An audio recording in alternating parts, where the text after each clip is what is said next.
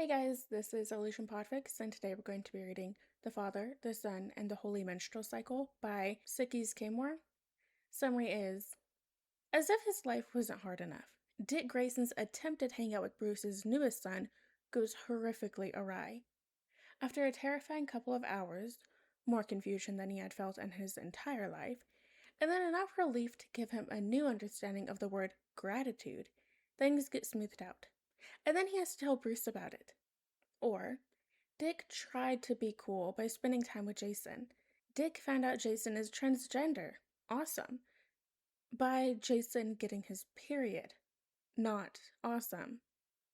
Bruce receives a phone call debrief about it from a very high strung-out Dick Grayson. Dick pressed his lips together as a controlled, hissing exhale left his nose. Right. Well, he started, unsure of how to phrase what he wanted to get across. If you ever end up in a situation where you take in a child who can menstruate again, please make me aware in advance. He knew it came out as less eloquent than the delicate subject deserved. He was aware enough to wince as he said it, but too exhausted to make any correction. Quite frankly, he had run out of fucks to give, especially towards the man he was directing the words at. It was just about noontime, and Dick felt entirely wrung out. He intended to end his statement there, but the confused silence on the other end of the call pushed him to the absolute brink of his patience. Also, please make sure that that hypothetical other child is aware of what menstruation even is. He couldn't believe this was a conversation he was having with Bruce, of all people. He breathed in, thick and slowly, before letting out an exasperated sigh. I have had the most confusing morning of my life. Dick was acutely aware that this was a result of an oversight on Bruce's part, which wasn't malicious in any form. Still, he knew that the entire day's stress could have been avoided if he and Jason were equipped with such valuable knowledge.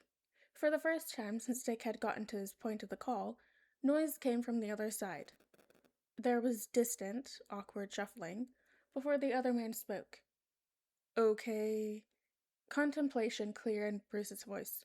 So I take it that Jason started his period? That is a gross oversimplification. Dick winced at himself again, knowing that Bruce was being unfairly subjected to his frustration. But he didn't truly care right now. If someone compiled every moment that Bruce Wayne had been rendered awkward, Dick was sure that this moment would be at the top of the list. How did it go? I mean, a moment of silence from the phone speaker passed before Bruce continued. How is he taking it? Is he alright? Do I need to reimburse you for anything? He's taking it a lot better now than he did at first. Dick turned himself to lean his back against the counter, reminiscing concern seeping into his voice. He woke up all bloody. It kind of freaked him out. Dick absently chewed the inside of his cheek, recounting what had occurred on loop inside his mind. He felt the need to keep going before he let himself flee from the conversation. Jason deserved to have this spoken about for him. He shouldn't have to explain it all once he gets home. Neither of us knew what was going on. He hid in the bathroom for at least an hour before we figured out what was happening. Shit, I was scared too. Put him to bed and the next morning he's bleeding out. It's a terrifying thing to wake up to. I'm sorry. And I don't know if this is really something people know unless they see it firsthand, but it's a lot of blood. Like, holy shit, Bruce. He pinched the bridge of his nose and closed his eyes. Thought he was dying or something. Dick. And I couldn't just be like, oh yeah, looks like you're dying, because he's a kid, and I didn't want to freak him out or anything. I think he thought I knew he transitioned, so he didn't mention it until way late. But I have never been more relieved in my life. Can you imagine? I tried to hang out with your kid once, and the thing instantly dies. That would be terrible for everyone involved. He was being overly honest for dramatic effect at this point, but he might as well continue. We had to assess the whole situation with the door between us, because he locked himself in the bathroom, and we ended up figuring out what was going on, and I can't say this enough, oh my god. We talked about it and got him all situated, but I was half convinced he'd make a break for it and disappear entirely if I went to a store to get pads or something. He didn't go anywhere. I am so thankful he didn't go anywhere, Bruce. I mean, seriously. And I couldn't force him to come with me when he was already scared out of his goddamn mind. I have never made such a short shopping trip, and I don't think I ever will again. I gave him some pain meds, but not a ton because it took a lot to get him to take any. I'm sorry, I should have said something.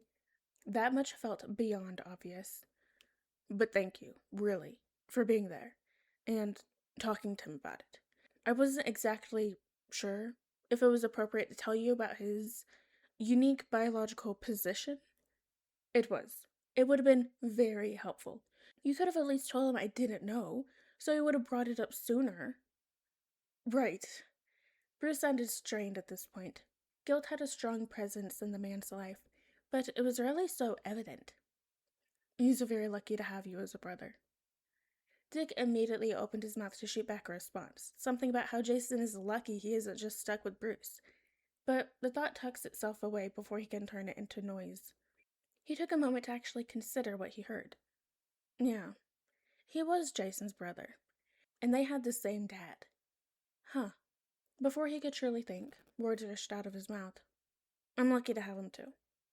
He was really stunned at how his chest warmed as he said it, finding an unexpected truth and pride in the sentiment. Even though the morning was completely disastrous, he felt infinitely closer to Jason.